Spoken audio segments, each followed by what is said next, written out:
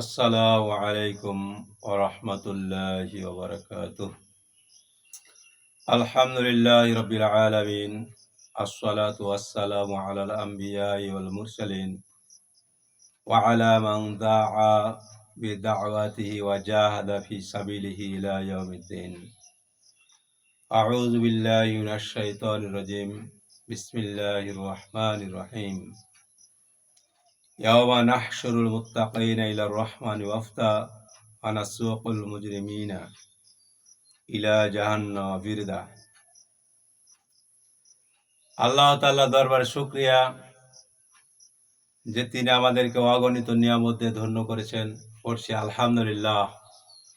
দরুদ এবং সালাম নবীর প্রতি সাল্লাল্লাহু আলাইহি ওয়াসাল্লাম। সূরা মারিয়াম 19 নম্বর সূরা 85 এবং 86 নম্বর আয়াত। এখানে আল্লাহ তাআলা বলছেন যে ইয়াওমা অর্থাৎ সেদিন নাহশুরুল মুত্তাকিনা ইলার রহমানি ওয়াফদা, আমি মুত্তাকিদের একত্রিত করব রহমানের নিকট মেহমান হিসাবে। ওয়ানাসুকুল মুজরিমিনা ইলা জাহান্নাম বিরদা, এবং যারা অপরাধী তাদেরকে জাহান্নামের দিকে হাঁকিয়ে নিয়ে যাব পিপাসার্ত পশুর মতো। তো মুত্তাকি বান্দাদেরকে আল্লাহ তাআলা মেহমান হিসাবে তার কাছে নেবেন, আর যারা অপরাধী তাদেরকে পিপাসার্ত পশুর নাই। পশু বলতে ওট, গরু, ছাগল সবকিছু বোঝায়। এই পিপাসার্ত পশুর নাই জাহান্নামের দিকে হাঁকিয়ে নিয়ে যাওয়া হবে। অতএব আল্লাহর মেহমান হতে চাইলে আমাদেরকে মুত্তাকি বান্দা হতে হবে। এখন মুত্তাকি বান্দা কাদেরকে বলা হয় বা কি কি গুণ থাকলে মুত্তাকি হয় সে বিষয়ে একটু কথা বলতে চাই। সূরা বাকারার প্রথমে আল্লাহ তাআলা বলছেন বিসমিল্লাহির রহমানির রহিম। আলিফ লাম মিম যালিকাল কিতাবু লা রাইবা ফীহি হুদাল লিল মুত্তাকিন আল্লাযীনা ইউমিনুনা বিল গায়বি ওয়া ইউকিমুনাস সালাতা ওয়া মিম্মা রাযাকনাহুম ইউনফিকুন।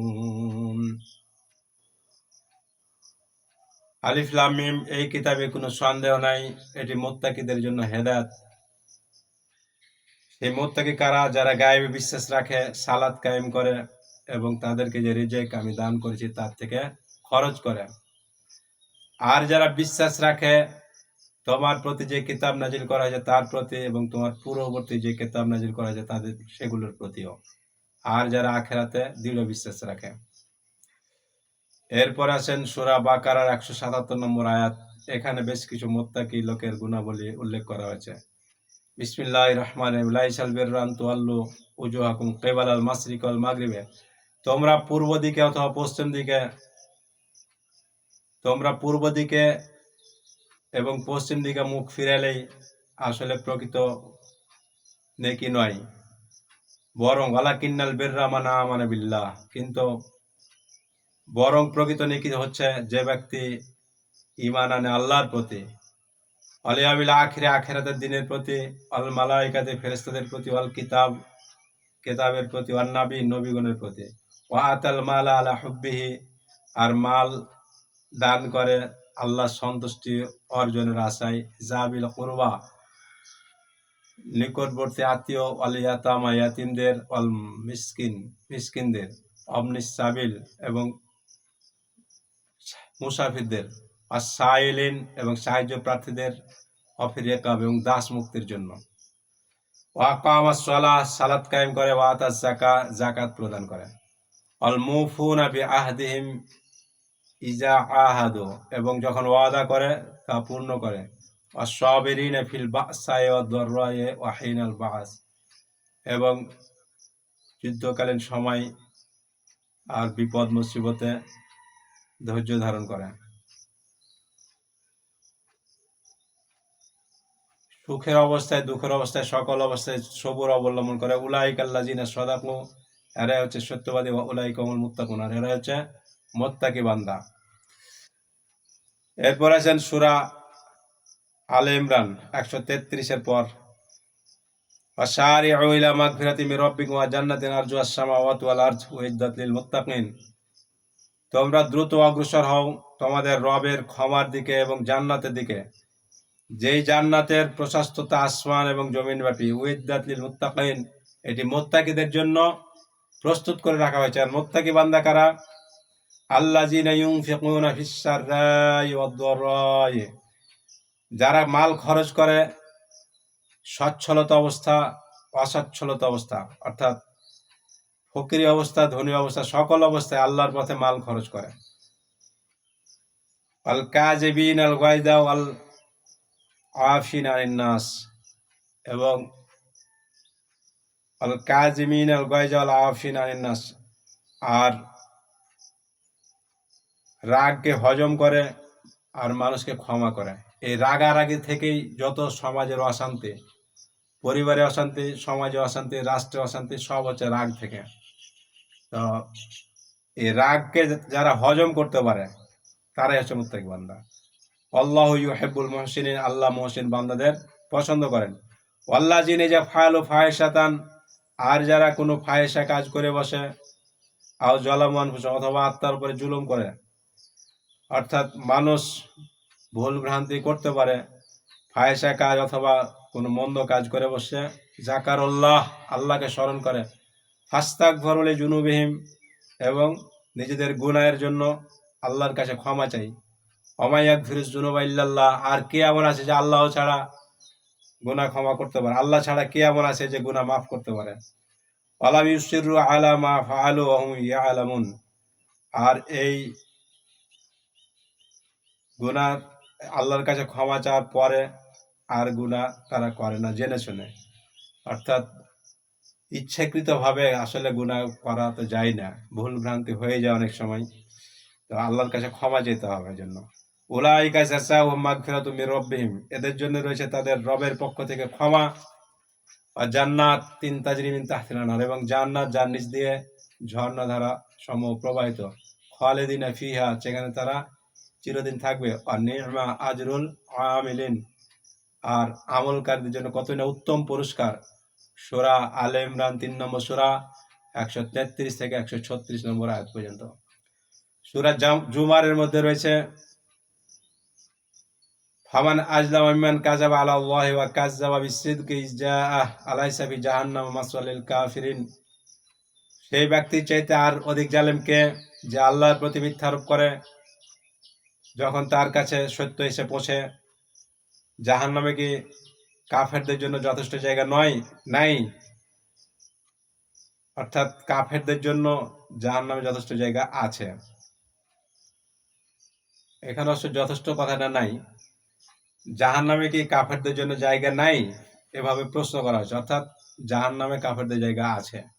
আল্লাযী জাআ বিসসিদকি ওয়া সাদ্দাকা বিহি উলাইকা হুমুল মুত্তাকুন, এই যে মুত্তাকুন কথাটা এখানে আছে। আর যারা সত্য, আর যে সত্য নিয়ে এসেছে আর সত্যকে যারা সমর্থন করেছে, অর্থাৎ সত্য কি দ্বীন ইসলাম, এটাকে যারা সমর্থন করেছে, উলাইকা হুমুল মুত্তাকুন, আর এরা হচ্ছে মুত্তাকি। লাহুম মা ইয়াশাউনা ইনদা রাব্বিহিম, তাদের রবের নিকটে তাই রয়েছে যা তারা চাইবে। অর্থাৎ দুনিয়াতে তো আমরা অনেক কিছু চাই কিন্তু পাই না, কিন্তু জান্নাত এমন একটা মজার স্থান যেখানে মানুষ যা কিছু চাইবে তাই পাবে। বলে আলহামদুলিল্লাহ, সুবহানাল্লাহ ওয়া বিহামদিহি। যালিকা জাযাউল মুহসিনিন, এটা হচ্ছে মুহসিন বান্দাদের, অর্থাৎ নেককার বান্দাদের পুরস্কার। তাহলে কোন জায়গায় বলেছে মুত্তাকিন, কোন জায়গায় বলেছে মুহসিনিন। তো মুমিন, মুত্তাকি, মুহসিন এগুলি প্রায় কাছাকাছি শব্দ, যদিও সামান্য কিছু পার্থক্য আছে। আপনারা যারা সুযোগ পাবেন, ইসলামী আন্দোলনের নৈতিক ভিত্তি সাইয়েদ আবুল আলা মওদুদির লেখা এই বইয়ে ঈমান, ইসলাম, তাকওয়া এবং ইহসান এ সম্পর্কে সুন্দরভাবে বলে দেওয়া হয়েছে। ঈমান যারা আনে তারাই মুমিন, ইসলাম যারা ইসলাম গ্রহণ করে তারাই মুসলিম, তাকওয়া যারা তাকওয়া অবলম্বন করে তারা হচ্ছে মুত্তাকি, আর ইহসান যারা অবলম্বন করে তারা হচ্ছে মুহসিন বান্দা। এই শব্দগুলি কাছাকাছি, কিছু পার্থক্য আছে। বইটির নাম আবার বলছি ইসলামী আন্দোলনের নৈতিক ভিত্তি। তো এবার মুমিন বান্দাদের যে আল্লাহ পাক গুণাবলী উল্লেখ করলেন, আমি এবার কিছু উপসংহার টানি। মুত্তাকি বান্দাদের, যারা মুত্তাকি বান্দা তাদেরকে আল্লাহ তাআলা সম্মানিত মেহমান হিসাবে তার নিকটে নেবেন। বর্তমানে বাংলাদেশের প্রধানমন্ত্রী তারেক জিয়া, তিনি যদি আসেন তাকে আমরা কত সম্মান করি। যদিও আমি তারেক জিয়ার দল করি না, ডক্টর শফিকুর রহমানের দল করি, কিন্তু ডক্টর শফিকুর রহমানের তো দল না, আসলে আল্লাহর দল হিসাবে জামাত ইসলামকে সমর্থন করে। যা হোক, মুত্তাকি বান্দা হতে হবে আমাদেরকে, তাহলে আল্লাহর কাছে সম্মানিত মেহমান হিসেবে উঠতে পারবো। তাহলে মুত্তাকি বান্দার কি কি বৈশিষ্ট্য এই আলোচ্য আয়াতগুলি থেকে আমরা জানতে পারি। 1 নম্বর হচ্ছে গায়বে বিশ্বাস, 2 নম্বর হচ্ছে সালাত কায়েম। এই সালাতের সাথে জাকাতের কথাও আছে, সূরা বাকারা 177 নম্বর আয়াতের মধ্যে জাকাতের কথা আছে। তো সবগুলিরই সার সংক্ষেপ বলা হচ্ছে, সব আয়াতেরই, অর্থাৎ যেগুলি আয়াত তেলাওয়াত করা হয়েছে এগুলিরই সংক্ষেপ।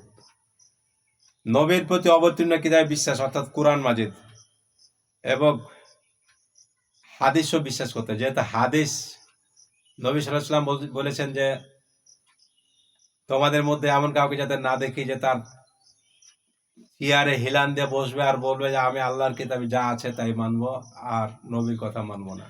বর্তমানে একদল লোক এই হাদিসকে অস্বীকার করছে, এই বিষয়ে অনেক কথা আছে। তো কোরআন এবং হাদিস দুটাই মানতে হবে, অন্যথায় ইসলাম পরিপূর্ণ হবে না। যেমন সিয়াম, অর্থাৎ রোজা রাখি আমরা, তো সিয়াম যে রাখি কয়টা রাখবো, 30টা না 29টা, এই কথা কিন্তু হাদিসে কোরআনে বলা হয়নি, এটা হাদিসে আছে। যা হোক, নবীর প্রতি অবতীর্ণ কিতাবে বিশ্বাস এবং পূর্ববর্তী নবীগণের প্রতি যে সমস্ত কিতাব নাজিল করা হয়েছিল সেগুলোর প্রতিও বিশ্বাস, আর আখিরাতের প্রতি দৃঢ় বিশ্বাস। নিকটাত্মীয়, এতিম, মিসকিন, মুসাফির, সাহায্য প্রার্থী, দাস মুক্তি ইত্যাদির জন্য অর্থ দান করা, ওয়াদা পূরণ করা, অর্থ সংকট, রোগ ব্যাধিতে ও জিহাদে সবুর অবলম্বন করা। এরপরে সচ্ছল অসচ্ছল সকল অবস্থায় আল্লাহর পথে দান করা, রাগ হজম করা, অপরাধ ক্ষমা করা, গুনাহ হয়ে গেলে ইস্তেগফার করা এবং গুনাহের পুনরাবৃত্তি না করা, সত্যকে সমর্থন করা, অর্থাৎ ভালোকে সমর্থন করা। ওয়াতাআওয়ানু আলাল বিররি ওয়াত তাকওয়া ওয়ালা তাআওয়ানু আলাল ইসমি ওয়াল উদওয়ান। আল্লাহ পাক বলছেন যে তোমরা নেকি ও তাকওয়ার কাজে পরস্পরকে সাহায্য করো, সহযোগিতা করো, আর গুনাহ এবং সীমালঙ্ঘনমূলক কাজে পরস্পরকে সাহায্য সহযোগিতা করো না।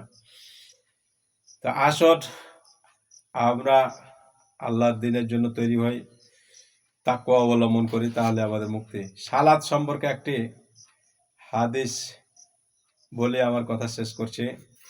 আল্লাহ রাসূল সাল্লাল্লাহু আলাইহি সাল্লাম বলছেন যে যে ব্যক্তি সালাতের হেফাজত করবে